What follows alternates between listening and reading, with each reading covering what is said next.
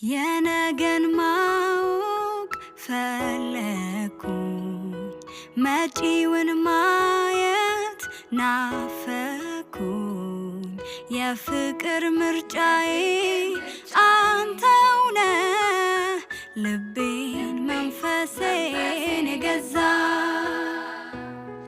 ወሰንኩኝ ልረታ አስቤ አካሌን መንፈሴን ሰብስቤ በፍቅር ሕይወቴ ላኑረው ላልመኝ ፍጹም ሌላ ሰው ያሳለፍኩት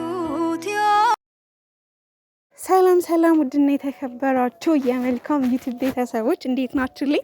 ደህና ናችሁ ያላችሁ? እግዚአብሔር ይመስገን በጣም ደህና ነኝ።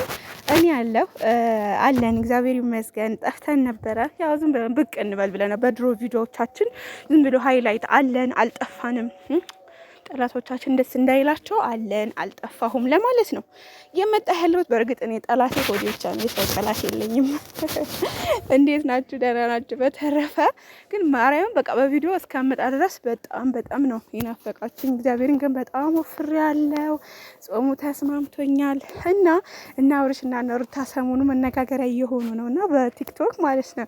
እኔ የምለው የመዳም ቅመሞች ማለት ነው እና አብርሃም ብር አዋጡልኝ ብለው ነው ወይስ እንዴት ነው? ማለት የእነሱ ነገር የሚገነባችሁ ሰዎች አላችሁ። የምሬ ነው የምላችሁ።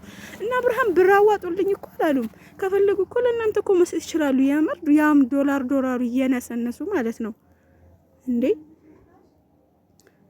ልኝ እስካላሉ ድረስ የእነሱ ስም የሚጣፍጣችሁ ሰዎች አላችሁ። የምር ነው። ከሄዱ መብታቸውን የመዳም ቅመሞች ይሄዱ።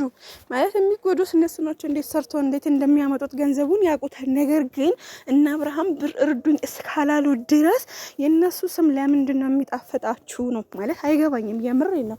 የእነሱ ብቻ አይደለም እኮ ዩቱበሮች የሚያደርጉት የሁሉም ዩቱበሮች። ሀታ ለእኔ ቀልዳላችሁ እንዴ? ምን ሆናችሁ ነው እንዴ?